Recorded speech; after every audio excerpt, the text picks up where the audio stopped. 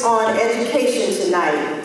One of the most important areas of interest for our community is the state of our education systems in Memphis and Shelby County. Tonight, we want to explore the education pipeline in our community, what's working, where is the disconnect, and what we can do as a community to help these incredible leaders in education and public policy get the tools that they need to educate our children and their students. I'm Deidre Malone. I am the Vice President of the Board of Directors for the Tri-State Defender. On behalf of the Board of Directors, welcome to our forum tonight. Our featured panelists are Senator Ramesh Akberry, Tennessee State Senator, Dr. Christopher Davis, the President of LeMoyne College, Dr. Tracy Hall, President of Southwest Tennessee Community College, and Dr. Roger Richmond, Interim Superintendent, Memphis Shelby County Schools. Let's give our panelists a great round of applause this evening. The Tri-State Defender is one of the oldest African-American media organizations in this country. This year we turned 74 years old, and we continue to be committed to providing information to the community that we serve, and that's what this forum tonight is all about. Tonight, we will hear from these incredible leaders about education and public policy. We have a set of questions that we're going to ask them tonight, and then we're going to have a few questions from the audience.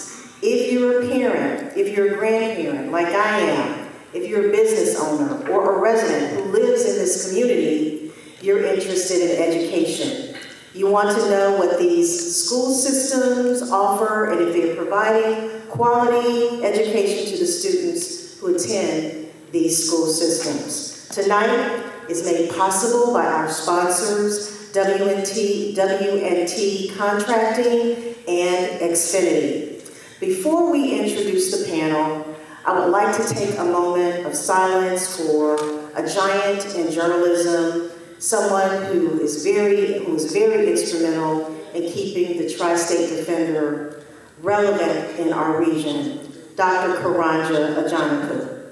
We called him Dr. K. He was an associate publisher and editor of the Tri-State Defender, and he passed away last week. He will truly be missed by me and the Tri-State community. At this time, we're going to start hearing from our panel. I'm going to ask each panelist to introduce themselves by sharing their name, their title, their organization affiliation, and something fun about them that you won't find on their resume, and their very favorite song. So we're going to start with Dr. Hall. Good afternoon. Well, good evening. Good evening. It is a pleasure to be here, and I thank you for the invitation. And we at Southwest honor Dr. John Kuhn's work and his impact on this community.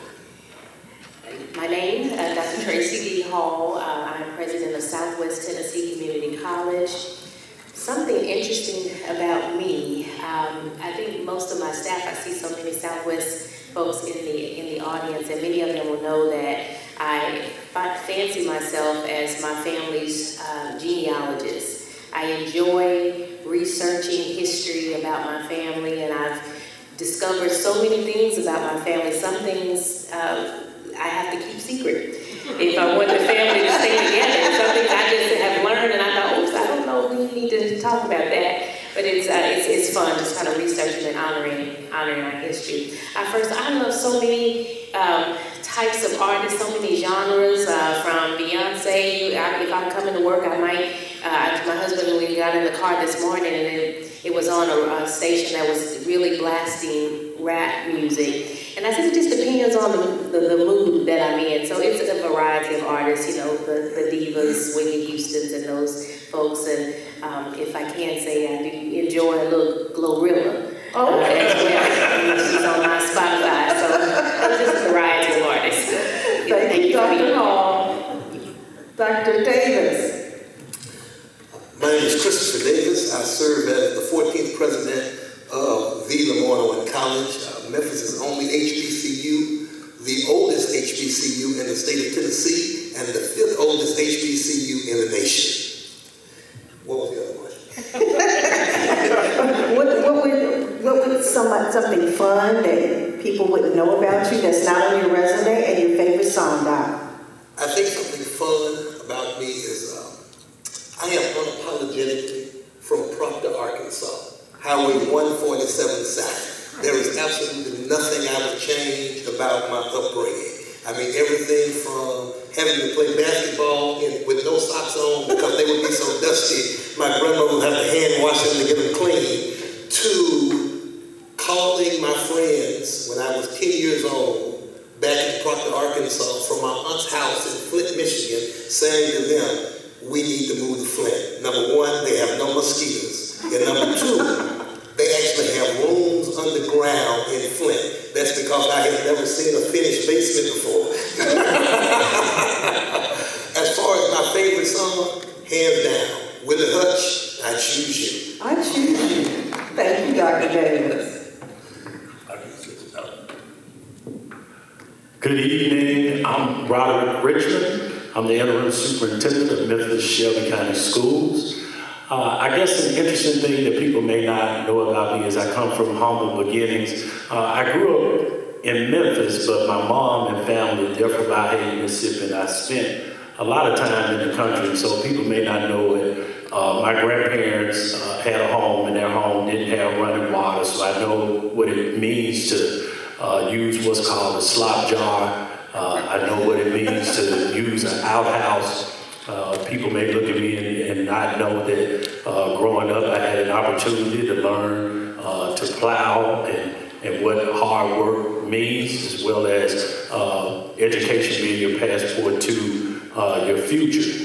Another just fun, interesting fact is I was drum major in the band at Tennessee State University. I marched as drum major in the first Southern Heritage Classic.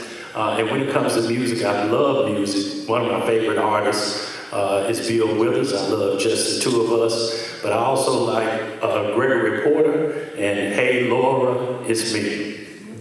Thank you, Dr. Richmond. Senator Andrew. Hello everyone, my name is Ramesh Akbari. I serve as the Senate Minority Leader representing District 29, which includes Shelby County and Memphis. Starts in Millington, makes its way to the Arkansas line and the Mississippi line.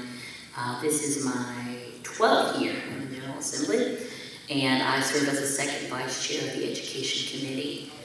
Fun fact that you probably would not see on my resume, but probably on social media, I have a real addiction to tennis shoes. And Yes, she does. fortunately, I can wear kid shoes, so they're way more affordable. But yeah, StockX, Nike, sneakers, all those apps are my favorite. As far as artists, I can't pick one. I love music. I feel like it's the ultimate way to communicate and express your emotions. But I did just attend the Beyonce concert in Atlanta, and Jay-Z came out, and it was just amazing. So I would have to say I think Beyonce and Jay are two of my most favorites. And the last thing I'll say is to Dr. Hall's point, for the past 3 sessions, I have managed to work a Glorilla lyric into my remarks. So thank you, Senator. So I'm going to be like Jay-Z and say, we're on to the next one. So a question for all of you. What do you see as the biggest challenge and the biggest opportunity facing public education in Memphis and Shelby County today? We'll start with you, Dr. Hall. I think we have a lot of opportunities in Memphis as it relates to education, the institutions that are represented here and those that are not represented here. So we have opportunities. One of the challenges at Southwest, what we're doing now is we are looking at reform. How can we do things differently at the college? And one of the things that we've seen in the national conversation at community colleges is not just about access for students or student success in terms of completion, but what happens to them after they graduate. And so postgraduate success is is a concern for us. The challenge in Memphis is that there is a misalignment between the number of jobs that require advanced education and the number of individuals that have a baccalaureate degree. So about 11% of the jobs require a bachelor's degree. 28% of the Memphis population has a bachelor's degree. So there are too few jobs for those students that graduate and want higher living and a family-sustaining wage. So that's the challenge. So as we are preparing our students for that next step, we have to ask ourselves, what is that next step? And what unfortunately we see is that there's a brain drain.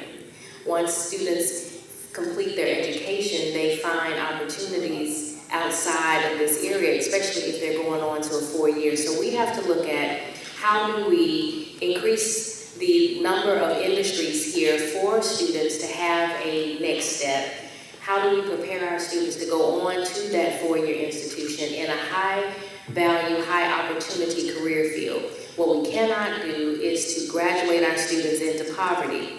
So if they can come and get an associate's degree and spend the money doing that, but they could have not gone to school and gotten a job making as much or more, then why would they want to come to college? And so we have to look at what we're doing at the college to make sure that we are providing opportunities and programs for students that will allow them to graduate. So focusing on postgraduate success, but what type of income will they earn? How will they sustain their families? And so that's a challenge given our lack of diversity in our industries, but it's an opportunity as well to look at what types of industries do we bring and how do we make sure that the skills that we are preparing our students for are for careers that are not only here now but are to come.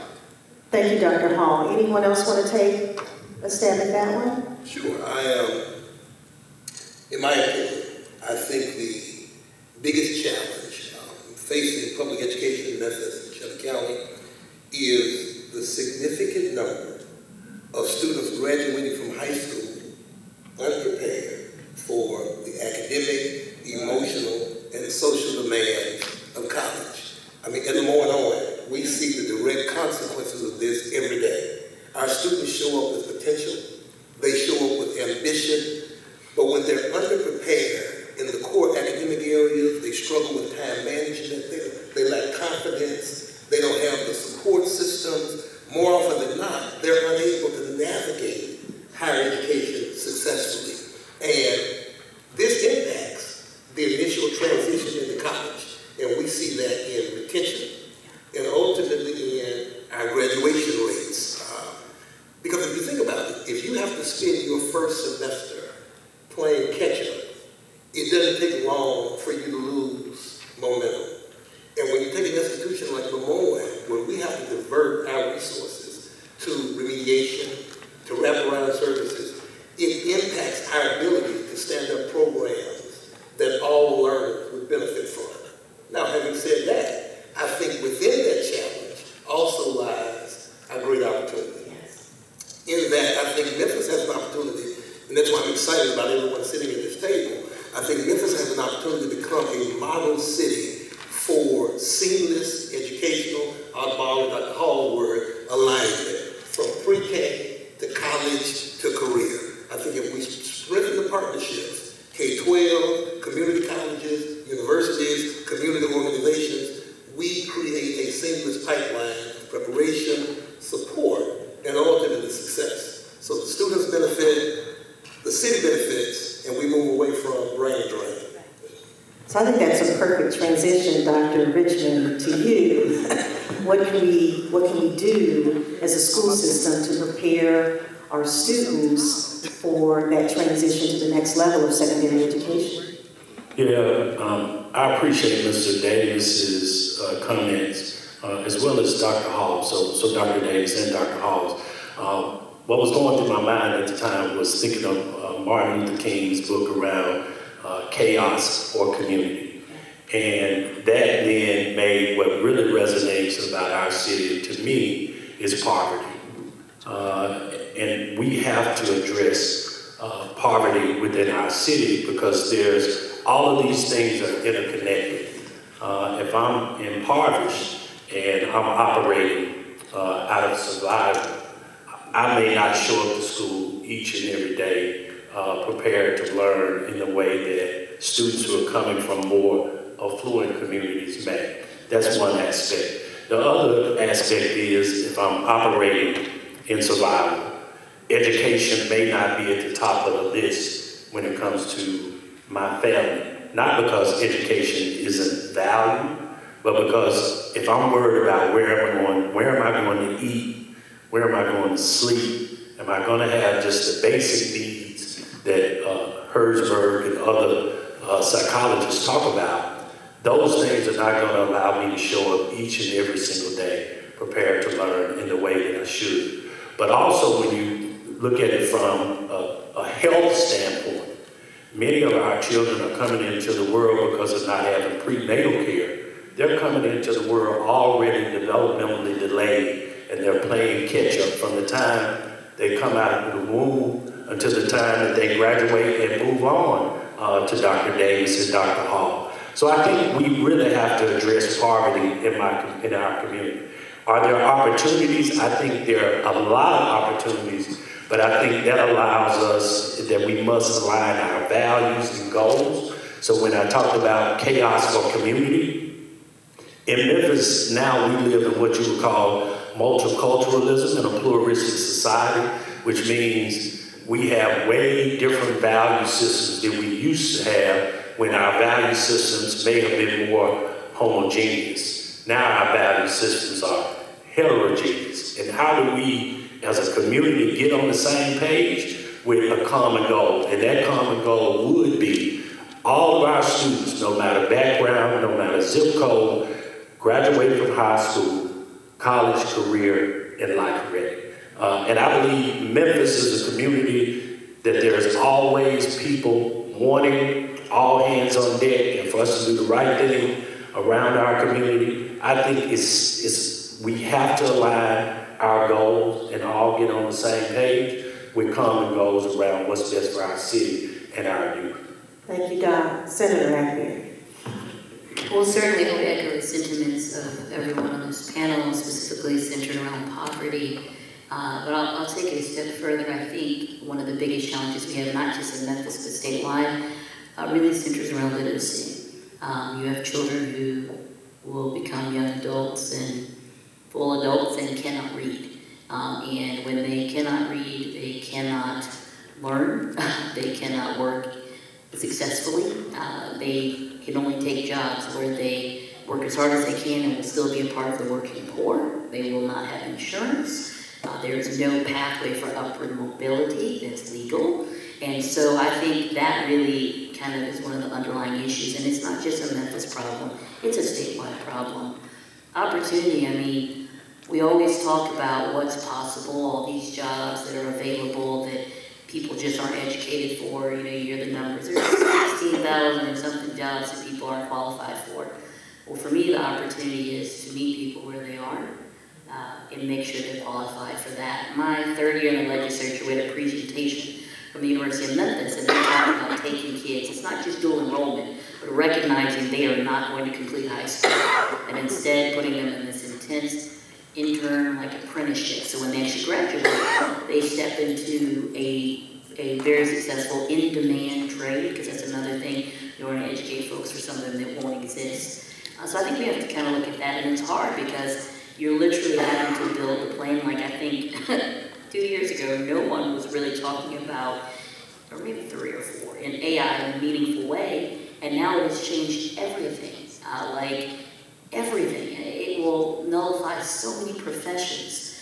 So I think it's hard for us to meet the opportunity because it's developing so quickly, but that's what we really have to do. And, you know, look at Sears and look at Service Merchandise and all Goodyear and all these other companies that just do not exist in the capacity they existed in. So we have to kind of think about that as well. Thank you, Senator. You're absolutely right. I guess I want to ask each of you this question and weigh in. How do we ensure equity in education across racial, socioeconomic, and geographic lines, because we think that's so important. How do we do that? Senator says she's going to take the mic. Depending on who you ask, they will argue that there were vouchers, but that's not true. Honestly, it does boil down to funding. Tennessee, even though we increase the amount of funding the schools receive, we're still one of the worst in the nation for funding per student. Alabama beats us, and you know that any of the southern states, but you know we don't want to be behind. We certainly won't be behind Mississippi, so at least we're not in that boat. But I think funding is the issue. There are certain dynamics in the funding formula that will help urban districts, will help rural districts, small districts, things like that. But at the end of the day, it's not enough money to pay teachers in a way where they feel comfortable and they don't have to work another job. It's not enough to make sure that you don't have school buildings that are 50 or 60 years old. Or it's not enough to provide wraparound services that our communities need. When you take a child and a family where you can do 2 or even 3 generations of uplift from GEDs to career readiness to providing a lot of the social services all in one space. We know it works. We're just not willing to put in the funding to make it happen. And Tennessee state budget is about $60 billion. We have capacity. It's just we're unwilling to do that. And the last thing I'll say is we have to utilize, in my opinion, public-private partnerships more, because a lot of these companies really need these types of programs and people who are qualified for them, but we don't have the resources to provide it. So I'm gonna give Kevin a shout out. I don't know why, but I don't know. Blue Cross Blue Shield of Tennessee has an excellent program based in Chattanooga, and it educates. It's like Blue Sky or something like that. It educates students for these developing careers, so they have skin in the game, but they're also getting folks who are ready for the career. And I think we have to see more industries doing that.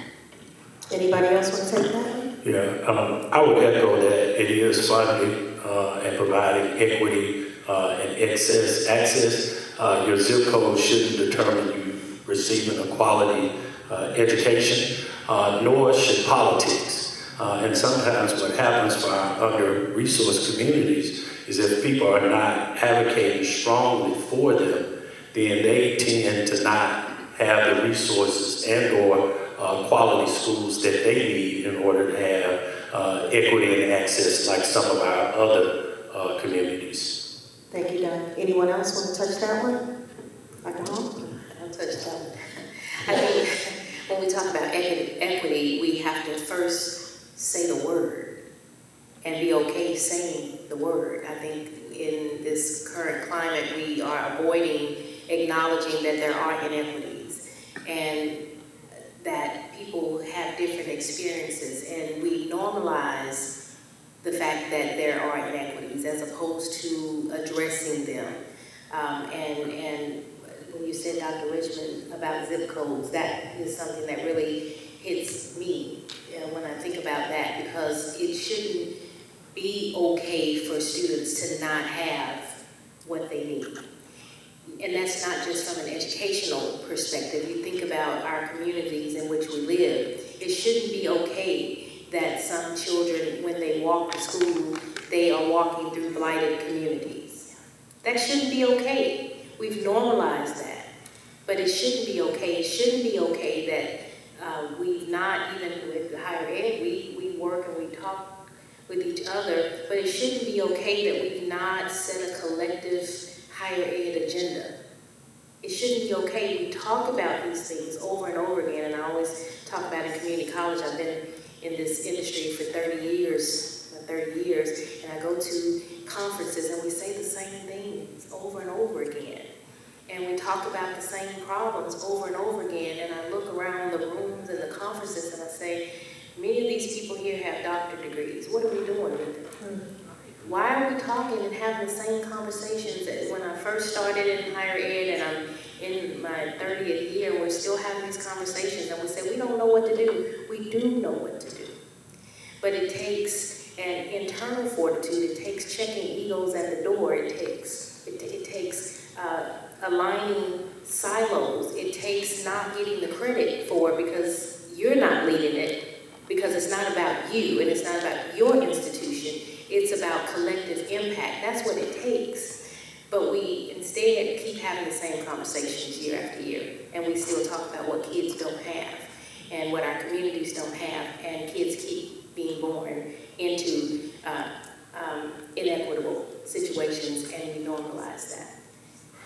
What do we do about it? We stop talking about it and do something collectively, not individually. It's not about Southwest being successful, our individual institutions being successful. We rise together or we fall together, and that's as simple as that. It's all about action, right, Doc? It's all about action. So what role should the community and parents play in shaping this educational experience? Well, I think one of the things that we have to be willing to acknowledge is that parents and the broader community aren't just stakeholders, but they're partners in student success. Because when families are engaged and communities are invested, we know that students are more motivated, more supported, and more likely to succeed. Not just in K-12, but I even see that at the collegiate level. You know, so those parents that stop by when students have not had the best semester and inquire as to what can we do different, how can we support. Mr. President, I know he or she didn't have the best semester. We want to show up to let you know that they do have a support system in place, that we've not just dropped them off on your campus and went about our way. It makes all the difference in the world, because in Memphis, where generational poverty, educational disparities continue to persist, it's especially important that we empower parents, not just to attend meetings, but to shape decisions.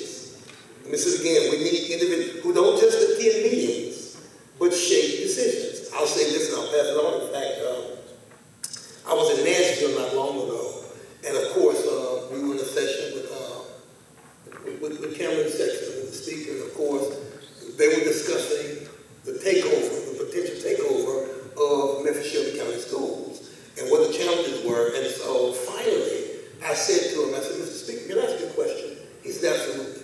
I said, when you start talking about colleges and universities across the state, those students who look like me, who tend to have the greatest struggles, for those that go on to pursue a college education, they come to Lemoyne, they go to Lane, they go to Tennessee State, and so forth. I said, and maybe I didn't get the email, but I don't remember one time you sending me an email saying to me, Mr. President, since a number of those students end up at your institution, will you come and be a part of the conversation to say what we could potentially do different? And he just looked at me. And more often than not, that's what happens. People get invited to the meetings to hear, but not to become active participants in the decisions that are being made. And it has to happen with our parents and with our larger community. It's about dialogue, right, Doc? It's about dialogue, right. Thank you, Dr. Davis, for that. I echo that it takes the collective will of all. I'm also reminded of, I'm going to use William Glasser. You'll probably, when you talk about him, and he talks about healthy habits and deadly habits. And deadly habits are criticizing, blaming, and complaining. Those are just a few. But healthy habits require you to listen, to support, and to encourage. And what I would like to see our community do is to be more encouraging and supportive of our public education system. It's easy for us to complain, it's easy for us to talk about it, but I believe if all of us were encouraging, if all of us had a positive attitude about it, and if all of us began to speak life into our schools, into our students, and into our communities, I believe we would see a difference. I think, I'm gonna go back to Glasser. He talks about the #1 public health problem is being a mental health problem. I think there are a lot of people who walk around and feel that they're healthy because many of their characteristics have become normalized. But some of the ways that we carry ourselves, and some of the ways we interact and interface with each other are not healthy habits. And so as I look at this work, I think it happens with and through people. and people have to have positive attitudes, and they have to be encouraging, and that starts with your mental health and how you see the world. And so I think if teachers, principals, parents, students, everyone took a more healthy and positive outlook and spoke life into our communities and schools, I believe we would see the difference that we want to see. Thank you, Don. Well, I think, one, we have to meet parents where they are. I think certain communities are completely written off, which is really unfair. When I always tell the story, but when I was first campaigning, this tells you ignorance protects you, because I had no idea that CNN had just done a study on the Clementine apartments in this infamous clown posse gang or something. So I'm there at 7 o'clock in the morning with my mom, and I'm talking to these parents, and I mean, they are out there with their kids, waiting for the bus. Everybody has a backpack. I mean, you know, they have been lotioned down, everything is done, outfit looks great. But it's a community that someone completely wrote off, right? So I think we have to meet our parents where they are. I know a lot of times people make light of how people are dressed or how they present themselves, but you have to come at someone, I think, with more empathy, a little more love, a little more encouragement, as opposed to being critical, maybe helping to redefine what it really should look like. And then I'll also say, a lot of people get really upset when the issues are controversial, but when it's just a mundane, can you go volunteer at a school or adopt a school or mentor a child, they disappear, right? We have to get outside of social media, and we have to get inside of a schoolhouse, in my opinion. That's one of my favorite things. I wish I could just roll up and surprise these schools, because usually they're on their best behavior when I get there, but I want to see like the naked and the ugly, which I have, but sometimes.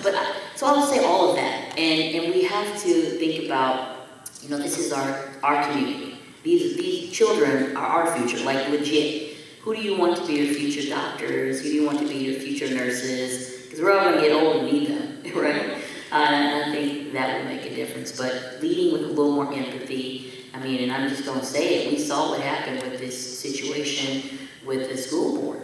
There is never an occasion where anything should get that ugly, where children or the greater community are witnessing. I work in Nashville. I am in the super minority.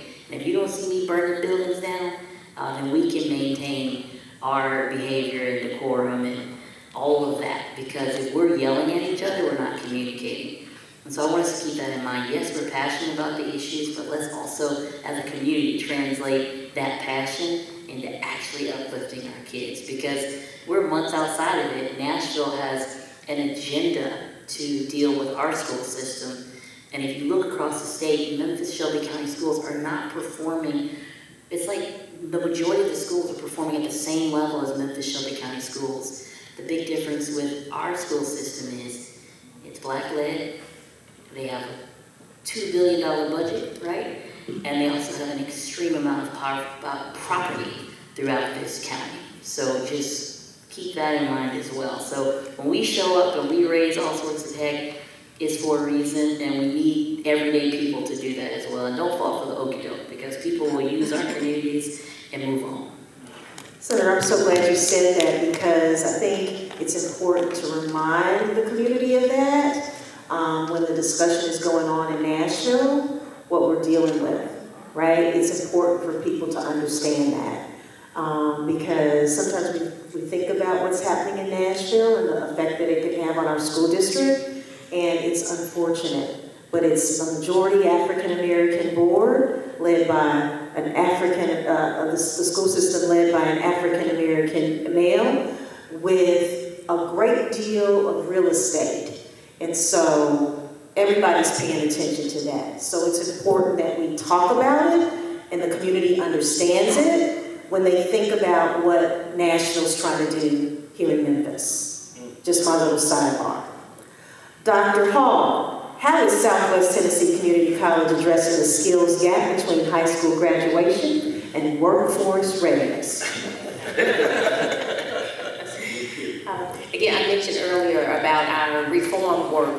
Two of our two reform priorities are strengthening our workforce program. So we're really looking at the programs that we offer, really deeply to see how are they preparing students after they graduate. What do the jobs look like, and what's the salaries? And so that's a hard conversation, because what that will mean is that there will be some programs that we will likely no longer offer, because it's not leading to a family sustaining a living wage. It's not propelling our students out of poverty and into prosperity. It's keeping them at a level that they had, or keeping them at the same level.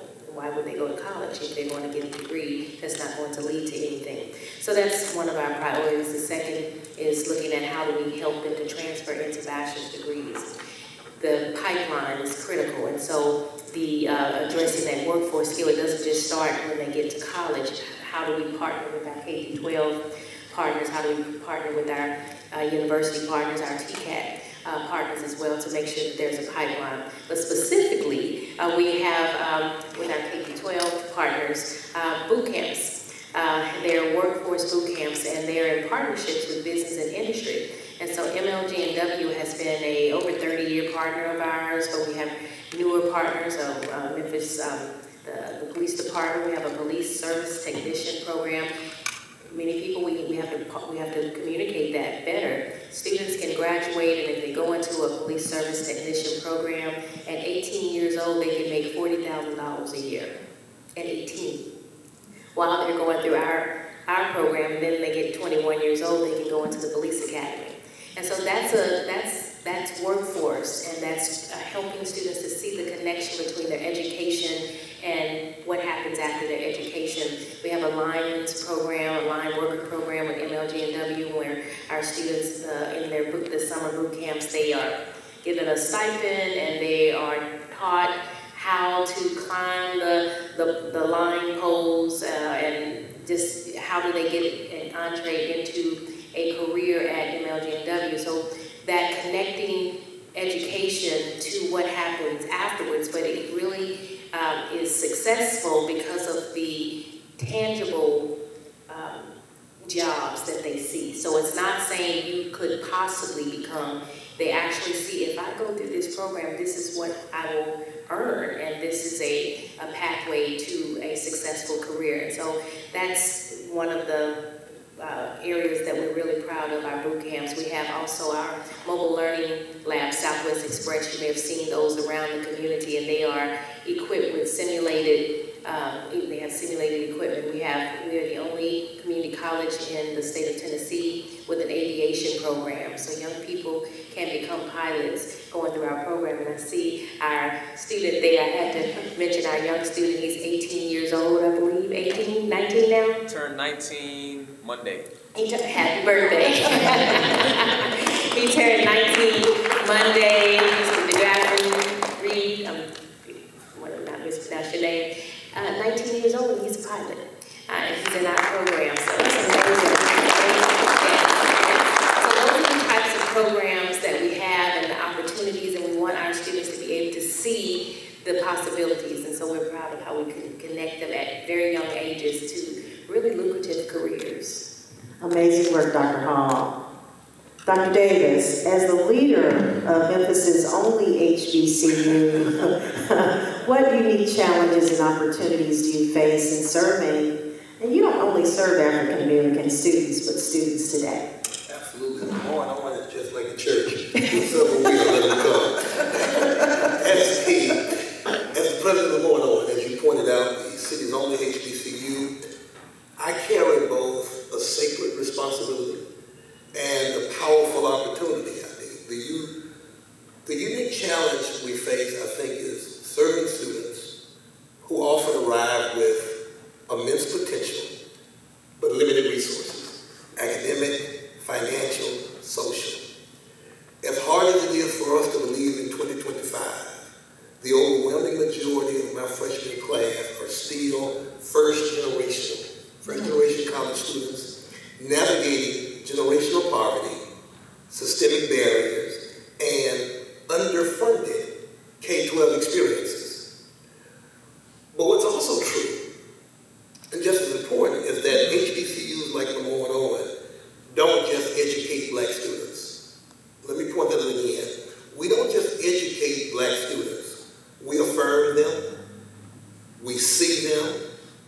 We build their confidence as much as their competence. It is needful and necessary for them to be in a safe space where their identity is affirmed. Who they are as individuals is celebrated from day one.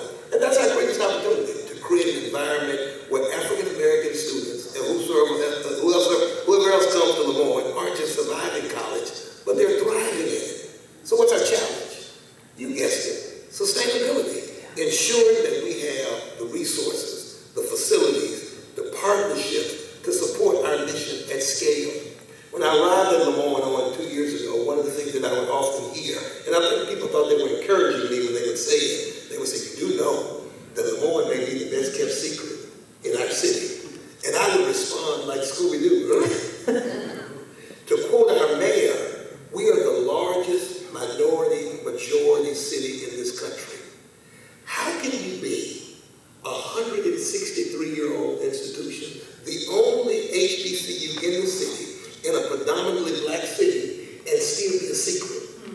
How does that work? How can you be 163 years old in a majority minority city, and you've got a $50 million endowment, and you drive across town to other institutions who have a $500 million endowment? That takes us back to equity. Not everyone getting the same thing, but everyone getting what they need to thrive. And I think a part of that challenge becomes, I don't think Lemoyne gets the credit that it deserves. I'm on my soapbox now. In terms of, it's not enough to say that we're the city's only HBCU, but it should be said that we're the oldest HBCU in the state of Tennessee, that we're the 5th oldest HBCU in the nation. What that means is when Morehouse was still less house, when Howard was still just a hope, the doors of Lemoyne College were already open. How do you talk about public education in the city of Memphis and not talk about Lemoyne College? Let's not pretend like University of Memphis State didn't start producing teachers that look like us until the late 60s and the early 70s. Where did those teachers come from? They came from Lemoyne College. So I think the city of Memphis suffers from selective amnesia when it comes to Lemoyne. And at some point, that has to be addressed. And so every student that walks across the stage in May becomes a testament to what can happen when students get what they need, when their identity is affirmed, and they're given the opportunities that they need to succeed. Thank you, Dr. Davis. I know that I want to give kudos to the state of Tennessee. I know Senator Agbury, when I was an inaugural member of the HBCU advisory board for the state. Hopefully it's still around and being helpful to the HBCUs in the state of Tennessee, because we were ready and gung-ho to help our HBCUs. So is it still effective? It's still around. I don't know. They do an event every year. And I think they have excellent leadership. Tennessee is the only state in the union that has this type of entity. What I'd like to see them do is advocate more and actually be allowed to produce policy and budget requests as individuals and not just operating under the framework of the Tennessee Higher Education Commission. Thank you, Senator. I think what needs to be pointed out Yes. is that when you talk about HBCU success, when you look at all of the HBCUs in the state of Tennessee, there's only one public, Tennessee State. Yes. All the rest of us are private. That's so true. when you start talking about state dollars, Tennessee State gets those dollars, not the private institutions in the state. That's right. And I will say, Florida, so we can say whatever we want to say about DeSantis, but Florida does get funding for their private HBCUs, and it's a model that we've talked to Governor Lee about for the past several years, and hoping, certainly there were some issues, financial issues that we were trying to straighten out in Tennessee State, but hoping that once that is, reconciled, we can have those discussions, or they'll be productive because we've been having them. So, but completely right. Lemoyne and all of our other HBCUs, Meharry and Lane and all of them, really do a good job of educating students that might not have another opportunity, and they certainly should get public funding, in my opinion. Thank you, Senator. Dr. Richmond, what is your vision for Memphis and Shelby County schools over the next 3 years? And how is your 100-day plan? Because you're hitting up on that 100 days. Yes. More foundation for that. More than 100 days, but Well, I'll just start off with my 100-day plan.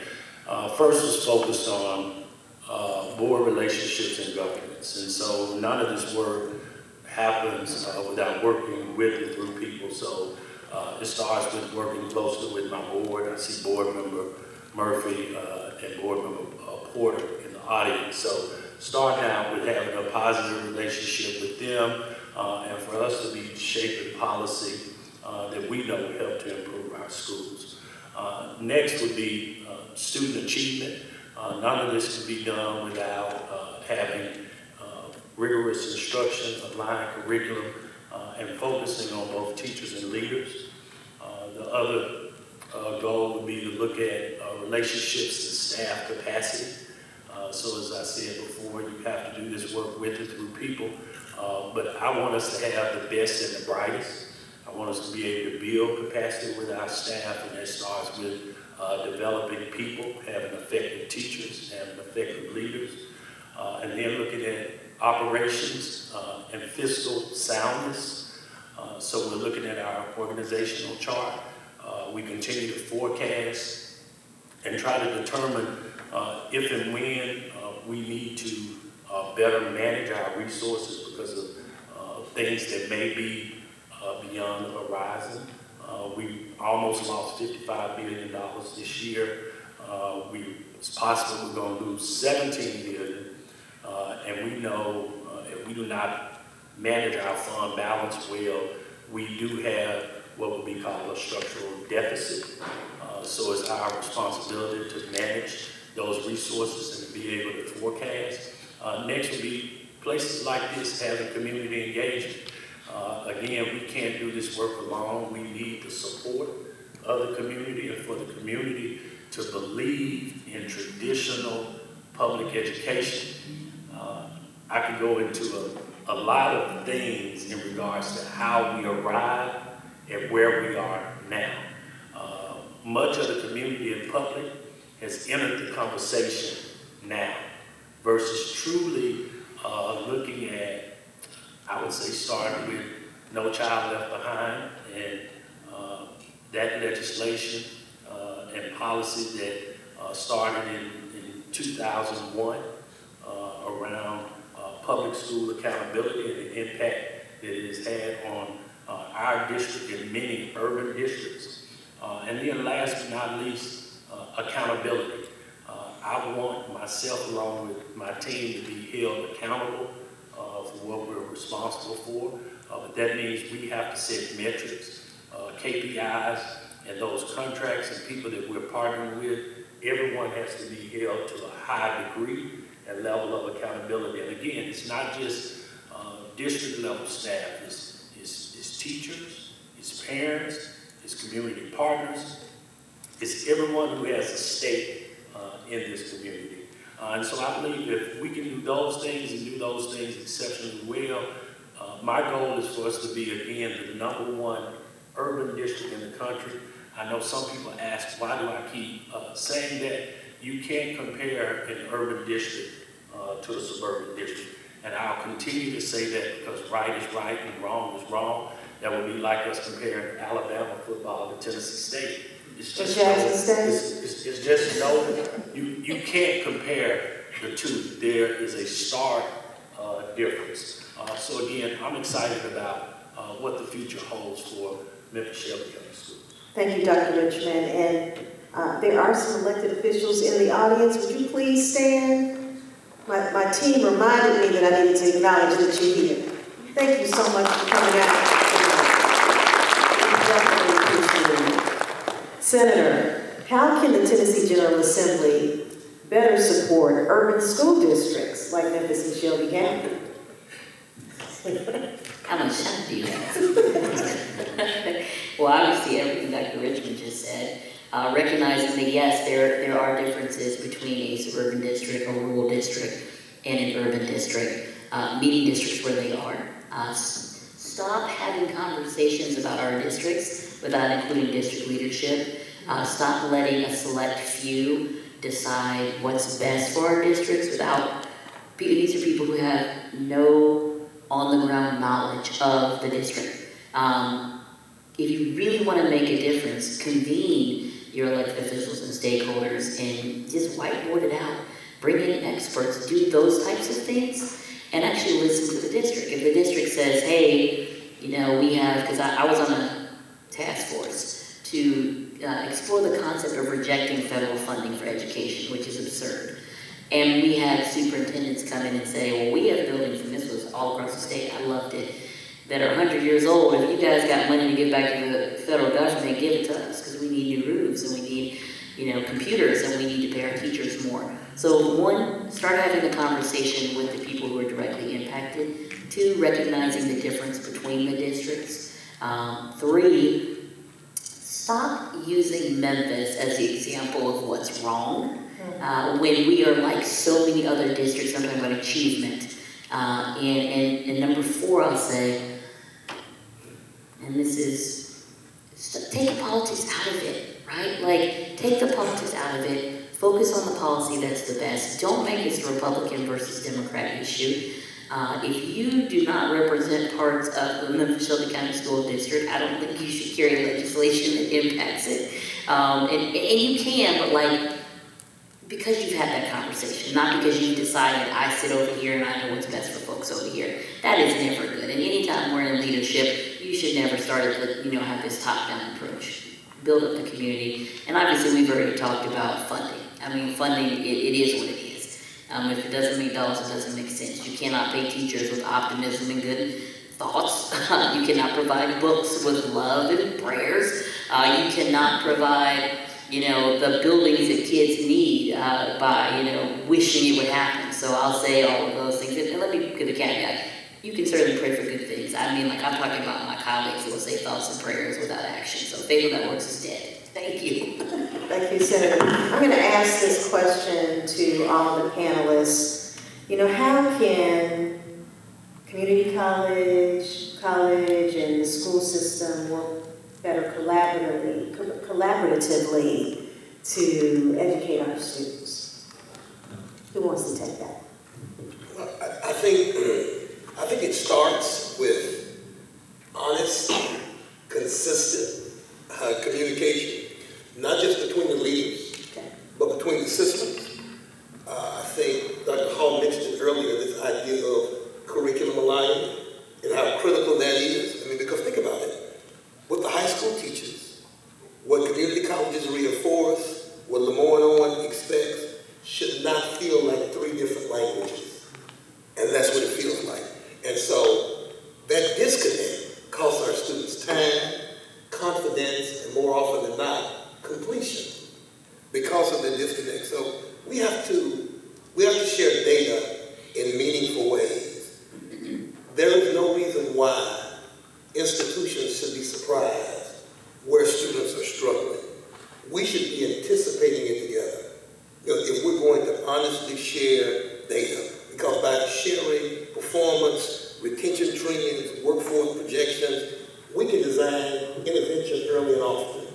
In terms of setting ourselves in competition, I'll say this and I will move on. Even when you take Lemoyne in Southwest, one of the things that I've appreciated is the conversation that Dr. Hall and I continue to have. And we stumbled up on some good work by way of fluke. Honestly, we were talking one day about enrollment. And I was asking about the enrollment in Southwest. And she said it's not where it needs to be. And I said, that's because your students are at Lemoyne. She said, I see your students are at Lemoyne. I said, I have students at Lemoyne that we do not have the capacity to help get them to where they need to be.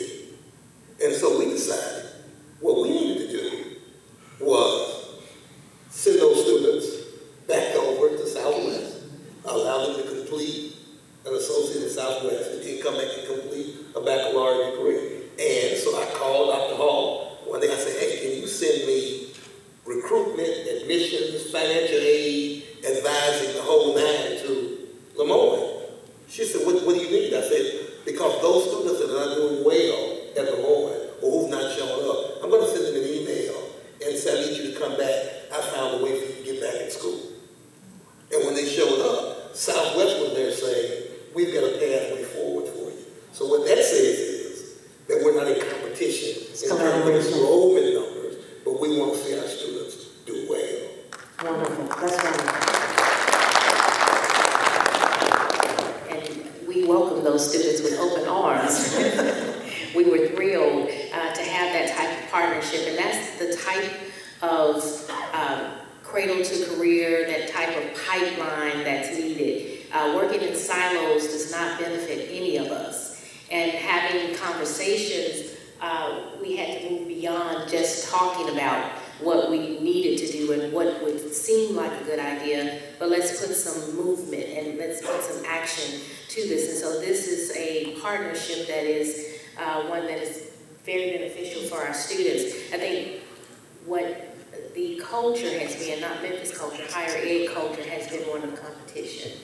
And we brag about how many students are enrolled, but what has transpired is that we've developed this kind of handoff culture even with our K-12 partners. And so they focus on what's happening at their level, and then they hand them off to us, and then we focus on what's happening and what type of education they need at the community college level. We pass them off, hand them off to universities or to business and industry. And then they work with whomever they have and whatever skills they have, and we are having students fall through the cracks because we are just handing them off as opposed to having a handshake of they pass from pre-K to K through 12 to community college to 4-year, then to business and industry, where we have co-designed what that educational experience looks like. Co-design, right? This term that we use in higher ed calls backwards design. We begin with the end in mind. And so if this is the type of workforce that we want, then how and what do we need to do to get there? Instead of just happening upon that workforce. We don't know what's happening. We don't know what's happening at each level. We don't know what's needed at K through 12. We don't know what the university faculty need. We just know our own little silo. That does not work. It has not worked. It will not work. It hasn't worked ever. And so we have to not just talk, we have to do. And so this partnership that we have is the doing. It is the acting on what we know is broken. And we try to fix it together. I'm excited to not just talk about in theory what we should do, but what we're doing. Part of my 100-day plan is that we've put together what's called Pathway to Greatness, and we're going to be looking at pre-K through 16. And when I think about pre-K 16 on our board agenda this month, we're bringing a number of MOUs that we have with colleges and universities around dual enrollment and dual credit. It is with all of our local colleges and universities along with Tennessee State University. I want to thank Dr. Hall.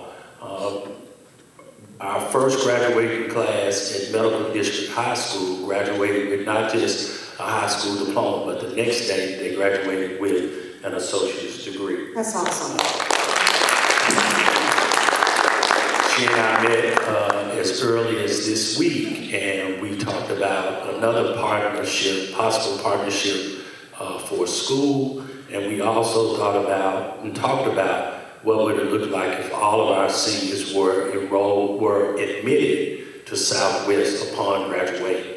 So even if a student hadn't selected a college or a university, we know that going into that next school year, they're automatically enrolled into Southwest Community College. And so I thought that was a great idea, and that's how we have to start thinking for our students. But I also think about the agreements we have with Christian Brothers, where we have adjunct professors that work with our middle college, high school, where students can again earn dual enrollment or dual credit. We have a number of students at our local high schools that are bused to Southwest. Those students are bused and they can take advantage of dual enrollment and dual credit. So we're already doing some of those partnerships. And during the summer, we had a boot camp where Southwest, along with MLGNW and MSCS, through our CTE program, partnered to help students get industry certifications. And so when I look at what the district, not what we're talking about in theory, what we're doing throughout this community with these partnerships. We have a partnership with Lemoyne Owen. When we look at Hollis F. Price, I want us to expand that partnership. Dr. Davis and I have talked about Lemoyne used to be next to Tennessee State, had probably graduated most of our African American teachers. He and I have talked about how do we enhance his teacher education program for those individuals who are in our community who want to get certified to teach. We'll be able to partner so they can go back into some of our classrooms and give back to perhaps not just their community, but to their schools that they graduated from. And so I think there's a lot that we can do, but I also think there's a lot that we're currently doing that people may not know about, and I'm excited. I meet tomorrow in the morning, I meet with Dean Miller from the University of Memphis. So I think this work happens with and through people.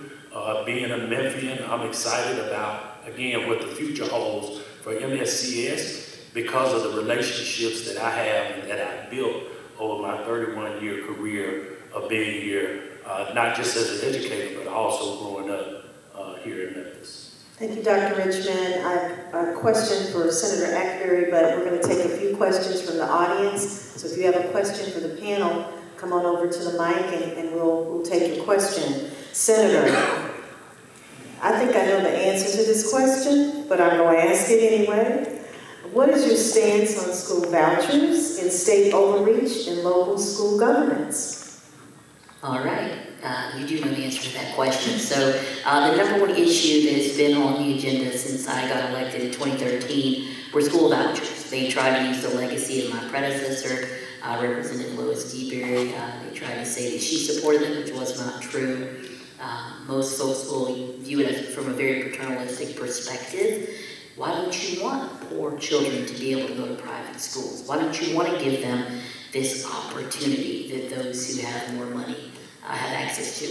The bottom line, I'll be quick, is that states that have, they have vouchers and they've expanded that program, those students are performing worse than their peers in traditional public schools. The same applies for Shelby County. There was a pilot program in Shelby and Davidson County.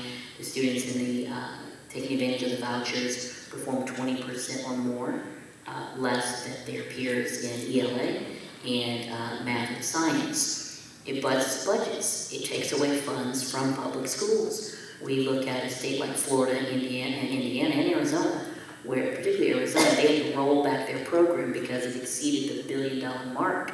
And the last thing I'll say is every school does not accept vouchers. It is like a coupon, so it gives you $7,500. The average private school in Tennessee costs $11,000. The income requirements on this new piece of legislation, 10,000 of those vouchers, no income requirement. You could be a billionaire and take them. The other is about $176,000 for a family of 4. So those are not folks who are in poverty. 60% of those who take advantage of these vouchers are people who are already in private schools. So who is this really helping? So that's my opinion on that. As far as overreach, I've kind of already said it. It's unacceptable, it's unnecessary, and it doesn't help the community. All it does is create this culture of fear that there will be an intrusion from people who don't actually understand our school system. If we really wanted to move the system forward, we really wanted to meet the need, we would work collaboratively. Instead of saying, this is what we're going to do to you, we'd say, how can we work together to uplift our children? Thank you, Senator. Would you say your name for me and then your question? My name is Okenwa. Yeah, it's active. It's active, okay. My name is Okenwa Okoli. I'm the Dean of Engineering at the Health College of Engineering, University of Memphis. And I joined the university 2.5 years ago. Coming into management from the state of Florida, the great state of Florida, eye-opener. And what I found here is that we are really not helping the children as well as we could. You've talked about education per se, and how much people make when they graduate. And I think the big, beautiful bill that came out the other day comparisons. And they talked about what course do you do, and a comparison between high school and after graduation of a four-year college. I think it's time we start directing our children towards areas that can make them some money. That will change the trajectory of our community immensely. So I'd like to find out what we can do together to make that happen. Now, what I know, looking at the data in front of us, and from my previous experience, I was at Florida A&M University, Florida State University Joint College of Engineering, and I compared our students over 27 years there between the Florida A&M students and the Florida State students. The same problem is here. And your question? There's a lack of math. I'm coming to my question. Okay. There's a lack of math at middle school level. How can we change that? Okay. Want to take that down? Thank you for your question. I'm going to do my best to answer both. So what we're trying to do in addition is to expose our students to algebra in middle school. That's one thing. The other thing is coding. We're trying to expose them in middle grades to coding, and we need to recruit more teachers or more educators like yourself who have expertise in math. Now, you also mentioned steering students toward occupations that pay money or pay more money. And what I want to do is to have what you would call multiple paths for students. I don't want us to get too into, we're talking about college and career and life readiness. I want to be careful. I want students to get industry certifications, but I also would like for students to be prepared in multiple paths. If you can graduate with an industry certification, that's fine. But if you can also go on to college and get a 4-year degree, I want to encourage students to do that, because every plumber is not going to own their own company.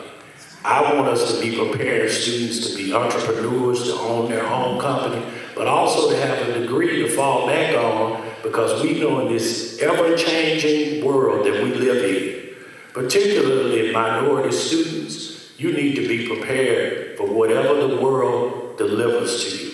And I think that comes with, again, letting our students know you need to be prepared in many aspects, but it starts with being educated and knowledgeable and knowing how to apply that knowledge. I look forward to working with the school district in trying to change the trajectory of our children. Yes, sir. I think you and I have met before. Yes. Yes, sir. Yes, sir. Thank you for that question. Afternoon. My name is Anthony Hicks, and as a former trusted defendant editor, I would have felt remiss if I didn't step up here. Oh, I'm so glad you said something. And thank you for this following, doing what trusted now for like, 7 years? But, and as the former Lemoyne PR director, current city schools substitute teacher, in the 40 years since I was trusted editor, I've seen, brilliant plans, brilliant people. So what I'm wondering, if I could just get maybe a top line thought or two from either one of you. I see 3-legged students, and you mentioned, I heard 2 of them mentioned, literacy, poverty, and someone might have mentioned economics. So what I'm wondering is, how do we sustain and align our brain power, such as we're looking at here, over a course of time to address those problems? These are entrenched and long gone. So how do we align the brain power over that so that we can see progress and we can benchmark over time and reach, find some change, find a way out of this? So that's just, if you had any top line thoughts. Thank you. How we do that? Thank you for your question. I mentioned earlier about alignment. My staff will probably tell you how much they're maybe tired of hearing me talk about strategic planning as well, and collective impact. And so if you don't or have not come together to talk about what is the North Star, you're wandering aimlessly. And so what we try to do at Southwest is to make sure we have that plan and we know where we're headed and how we need to get there and the partners that we need to partner with so that we can reach our goals. And so I would say similarly, outside of the four walls of Southwest, a higher ed agenda, and I'll keep coming back to that, and I'll sound like a broken record, because without that, we have individual initiatives, but they're disconnected. And if they're individual initiatives and they're disconnected, there are no metrics to measure them. And then who's responsible for carrying out that initiative? Because we're doing a lot of little things, but they're disconnected, and they're great things individually, but collectively, where are they headed? And then when leadership changes and a new leader comes in, then that person has his or her own agenda, and then we go in that direction. But if you come together with the collective agenda, where do we want? What type of Memphian do we want? What do we want for our kids? What do we want to see for them? Again, the backwards design. And then we put those KPIs in place and we measure it. And regardless of who sits in the seat, it can't be a code of personality. It just cannot be. I tell Southwest all the time, it doesn't matter who sits in these seats. We have to make sure that Southwest is sustainable for the future so that the folks that come after us have an institution, have a sound institution. Decisions we make right now impact the future. But we have to have a plan. And we have to put that plan in place and we have to measure that plan. Without that, we're going to be here 5 years from now having the same conversation. Thank you. And systematically, it's important too, when we talk about with a school system and governance, that you're creating policy, because that policy as well can live beyond board members and superintendents. Kevin Woods, Blue Cross Blue Shield of Tennessee, a recovering school board member. Two-part, first commentary. I'm here to support the Tri-State Defender in these community series. Deidre, you deserve your flowers today. Thank you for convening us. You deserve a round of applause for all you're doing. Second part is for Senator Aguirre, a friend and comedian. I appreciate the fight. I appreciate you being able to do this very serious work with a great sense of humor. We talked a lot about alignment, collaboration, systems, working together. So in 5 years, assuming that these great leaders do great work together, what's different? But in 5 years, what's different? Hopefully we'll have a different president. But seriously, I do think, I hope at least, that we have the right people at the table and we are ready to meet the need, right? Vouchers have passed. We've had some local controversies. We've had some state controversies. We have a federal Department of Education that may or may not exist in the coming months. But I hope that we come together and meet the need as we always have, right? Like, people say, well, think about, here's an example, right? I was born in 1984, Kevin. I'm not sure when you were born, but I was born in 1984. My mother was born in a segregated hospital. My mother got secondhand books. She could only go to the zoo on one day a week. But she was given an education that some might argue may have been better than the education that folks get now. So I think we have to understand that we may be in circumstances where we do less with more, but I hope that we've come together, that you have our private institutions, our public institutions, our state, federal, and local government have come together and actually put the kids first and have prepared our city for what we want it to be. There's a lot of controversy around what's going on with AI and XAI in the city, and all of that goes along with that. But I hope that we at least say, well, if the industry's coming, how do we meet the need? How are we ready?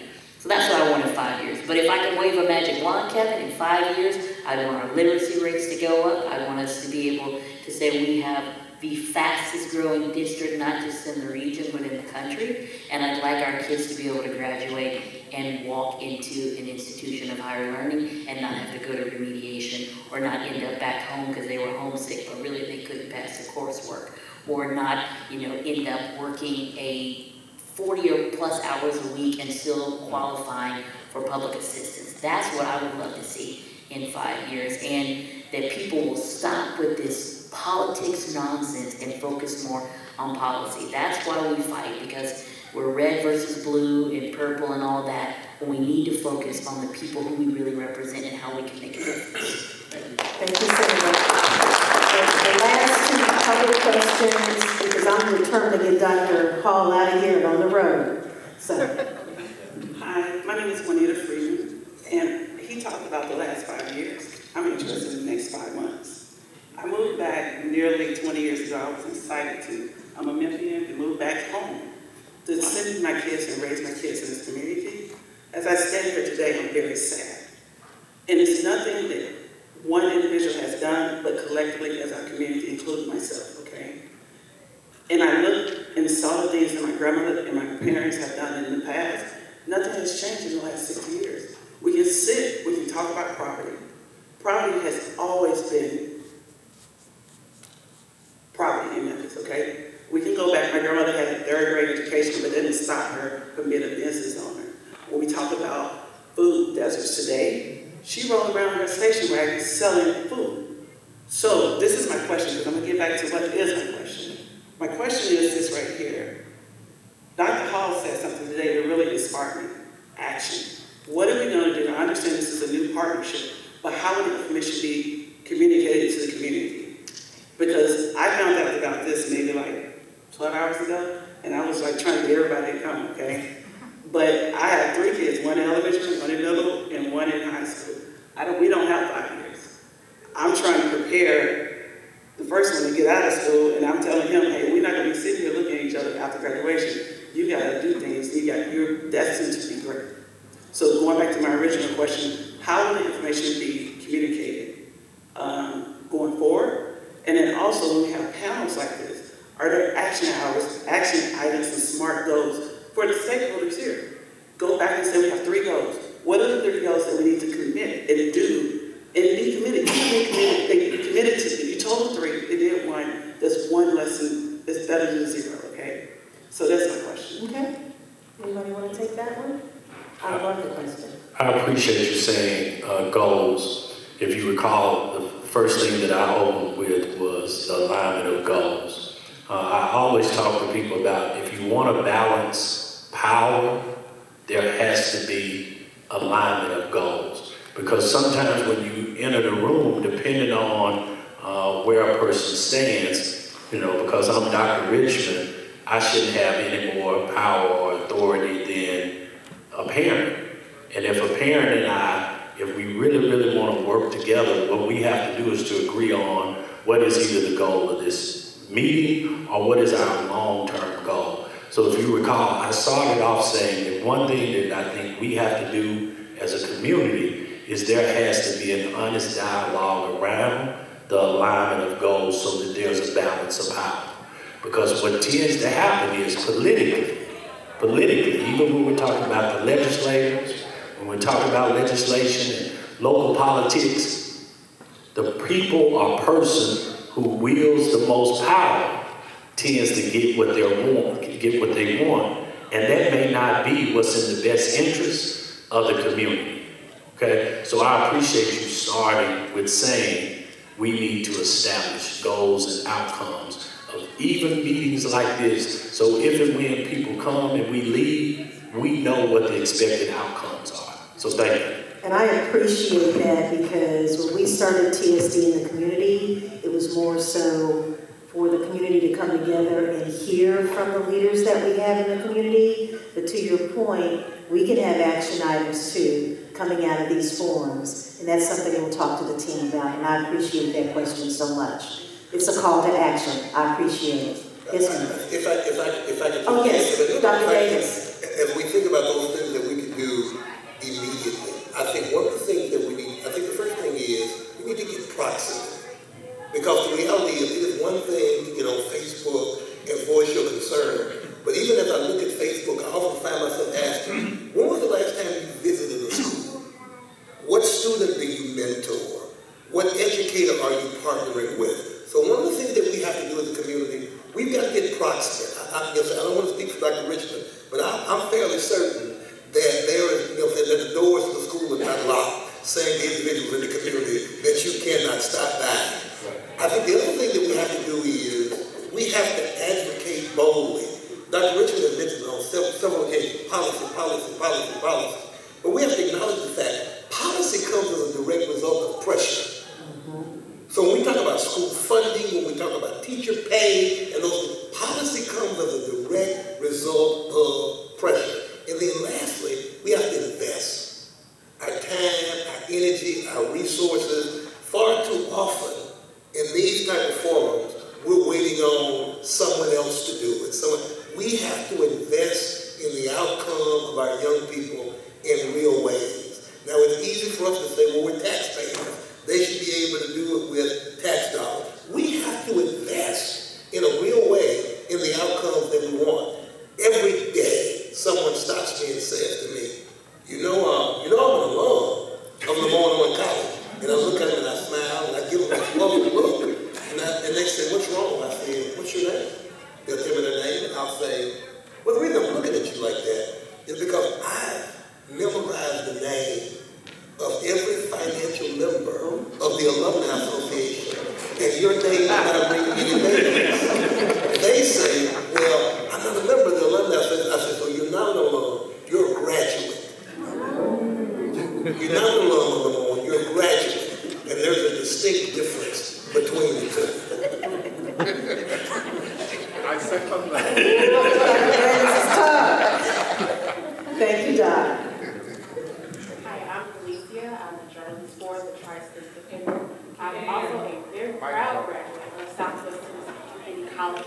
They can't hear you? I think the mic's out. Come on, you Tri-State Defender, come up here and ask your question.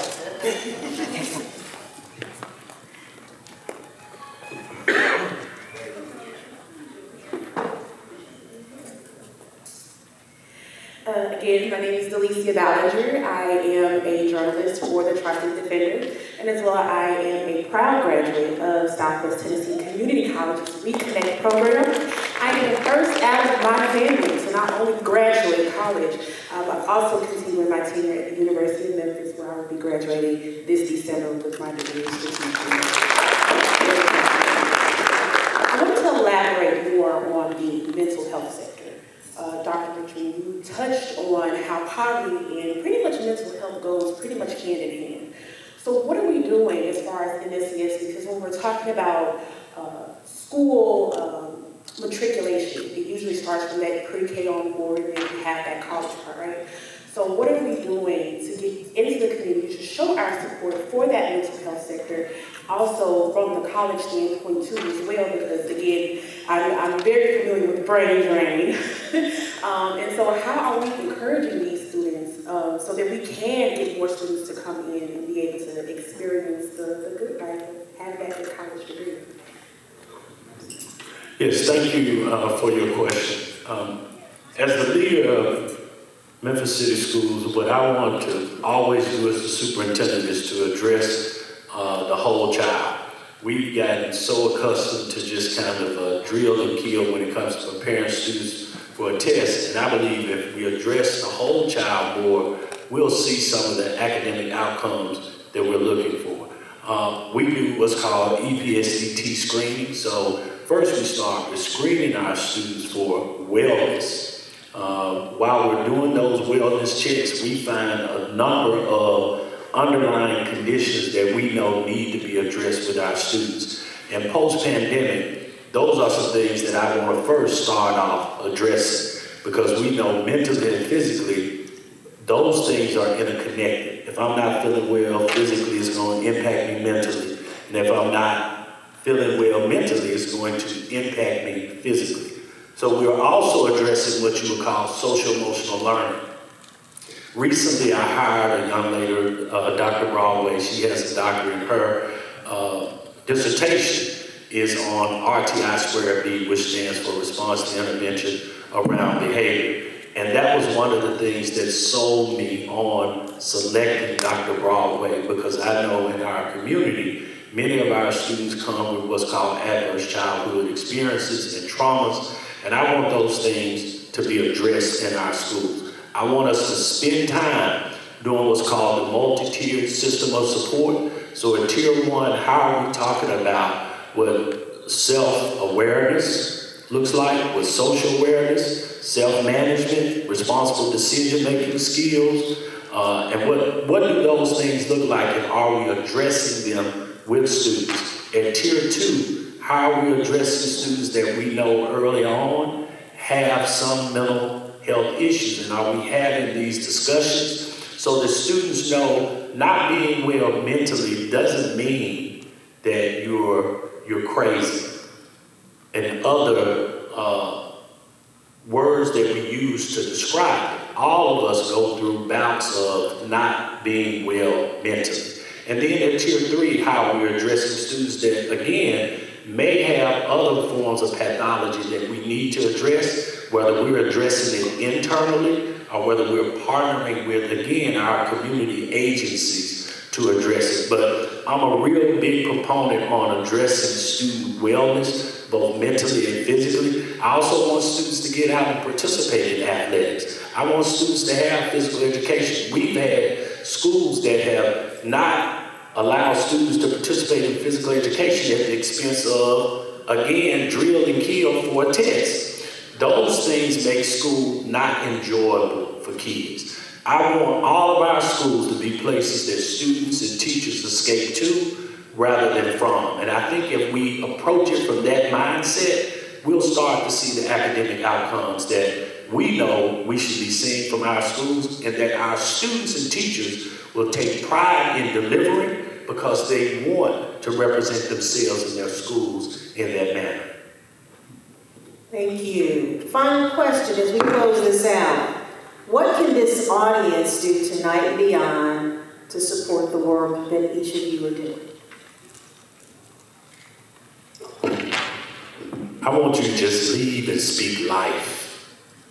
Leave and speak life into our district, into our students, and into our schools. The political correct thing would be to say that we have a lot to do to improve, and that's politically correct. But I also want people to research and know that a lot of what's happening to public education is being manufactured. I don't want to sell the propaganda, but I do want to challenge you to go and do the research for yourself. Start with No Child Left Behind. I want you to look at what the goal was by 2014, and that was for 100% of all schools and school students to be performing at proficiency. And when the federal government saw that wasn't going to happen and that it was going to impact some suburban schools, you then had what was called the ESEA waiver. And under the ESEA waiver, you have legislation and policy that was drafted that has adversely affected urban school systems. Again, I don't want to sell you on propaganda, but I do want you to just go and do the research for yourself. And you'll see that some of this that you're seeing is manufactured. If you go and visit our schools, like Dr. Davis said, you're going to see some incredible things happening in our schools. If you go and visit a first, second, or third grade class, what you're going to see is rigor in instruction that I guarantee you when you were in first, second, and third grade was not being taught in the way that it's being taught now. I promise you that. School is not the same as it was when many of us went to school. And part of that is to have a more educated populace. So please do not believe that our students are illiterate. Do some of them not do well on tests? Yes.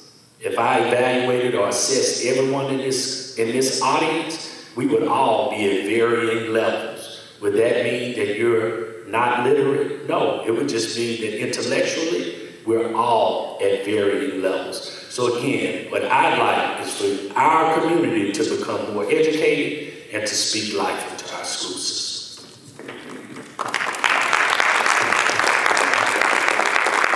I'd like to add to what you just said. I've lived here for 10 years now. Just celebrated my 10th anniversary as president, and this is my third urban community college, third urban city. I'm from St. Louis, Missouri, worked in Kansas City, Missouri, and now in Memphis. I worked in Georgia. But my third urban community, and there's some common themes that I see. And there's this negativity about what happens as opposed to, as you said, speaking life. And what troubles me about that is that my belief is that everything we need, we already have. We already have it. We have the talent right here. We have the knowledge. We have the leadership skills. What might be missing is the courage to do what we know we can do. And there's not going to be an outside savior to rescue us, because we are the people that can make things happen. But if we speak the negativity and say what we aren't, and what Memphis Shelby County Schools, they, and Lemoyne, they, and politicians, they, and not turn that finger on what can we do. To me, that's a big part of the problem, and a big part of the barrier is that we've already admitted defeat and accepted defeat. We've, as I said earlier, normalized conditions and act as though we don't have the power to do anything about it. And so a meeting like this should be packed. It should be filled to capacity. What else are you doing besides being on Facebook talking about how bad the city is? What else do you have to do? You have the solution. You have all of us that are taking time to come and talk and plan together. But it's not packed. But then you'll have people saying all the things that we aren't and that Memphis isn't. And so I would just say, just as you said, think about the role that you play in creating this culture. What role do you play? It's always everyone else, but what role do you play? If you're not, I guess the saying is a part of the solution, you're part of the problem. But we can solve this problem. We can speak truth to power and say what we want. But it's not going to happen if we don't even believe it. And so I think that that's what we can do, come together and think about what can we do, again, collectively, collective impact. Already have what we need right in this community. Memphis is a great city, and people that aren't from here, I know being a transplant is hard breaking through because you're not from Memphis. You're not from Memphis, and you don't go to high school. No, I don't. But we're like that in St. Louis. We always ask, what high school did you go to? We're just right up the street. We're just your cousins. But you don't have to be from Memphis to love Memphis. That's right. That's right. And so people that come here and stay, let us be a part of the solution. Because we have, again, everything that we need is right here in this city. So much talent, just so much energy, so much passion, that grit and grind. I see that in Southwest. The faculty and staff are just tremendous. The students are awesome. And they want so much. And that energy that's there, it's throughout the whole city. I just think we don't collectively believe it. And until we do, we're going to remain just where we are. Please, Dr. Hall. Amen. I simply say again what I said a few minutes ago, that I get proximate, visit, not just for the purpose of you seeing us, but so that we can see you, so that our students can see you, so that they will know that you're concerned. And it matters not which of our campuses that you visit, what you will discover is, we're not just preparing students, we're really reimagining the future. of this city on our campus. Advocate boldly. You have to keep education at the top of the list of priorities for both the city and the county. And lastly, of course, you got to invest. You've heard it said tonight that we've done, that we do more with less. We can do even more with more. if we invest in, and when I say this, when we invest in education, you're really making a difference in all of the areas that concern us. Because an investment in education, it means safer neighborhoods, it means stronger families, and it means a more vibrant economy. And it's the last thing I'll say about that graduating from high school in Memphis to be a Memphian, because I didn't graduate from a high school in Memphis either. However, I was born at John Gaston Memorial. I shopped at the Mid-America Mall downtown, and I went to wrestling on Monday night. You don't get more Memphis than that. Thank you, Dr. Davis. Senator. Well, first of all, I have to say I agree with the doctors up here. Like, honestly, just to be in their company is a real privilege. And I'm very grateful for the work they do at their institutions. And certainly, Dr. Richmond, we just need to pray over him before we do that. But what I want y'all in this audience to hold on to is hope, right? Because if we lose hope, we lose faith in what's possible, then we're already defeated before we get started. Most folks up here have said, go to an elementary school. Because if you see those little babies, when I go to career day, I just want to go take on the world. Even the Republican majority in Nashville, I'm ready to go just burn it down. So I suggest you do that, right? Because you see what it's for. I know most of us, and guilty of this, you're going to work, you're trying to build a career, you're trying to build your family, you're just trying to do life. But we need to think more collectively, and we need to recognize that, like Dr. Hall said, we have the power to change everything that we want to change. And like Dr. Davis said, we're shaping our own future. And like Dr. Richmond said, we have to speak life. Because too often, we down our own city, we talk about violent crime, we talk about poverty, we talk about lack of opportunity, but we don't talk about how we have all these international corporations here, how we have the best barbecue and music and people and basketball and all of those great things. So speak that, continue to be an example to, I think, our next generation, and don't give up. Just because you didn't volunteer for 5 years doesn't mean you can't volunteer next week. Like, don't give up, and that's pretty much all I have to say. Thank you, Senator. Has this been an incredible panel?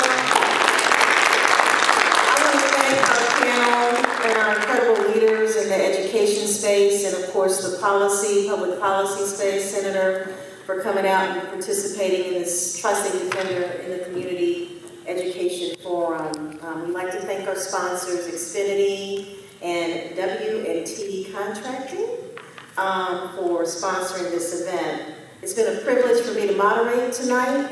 Lori Robertson is normally our moderator. She will moderate the next few community forums, but right now I'd like to introduce you to my colleague, our multimedia sales manager, Andrea Childress-Ely, just to close us out tonight. Thank you so much for coming out.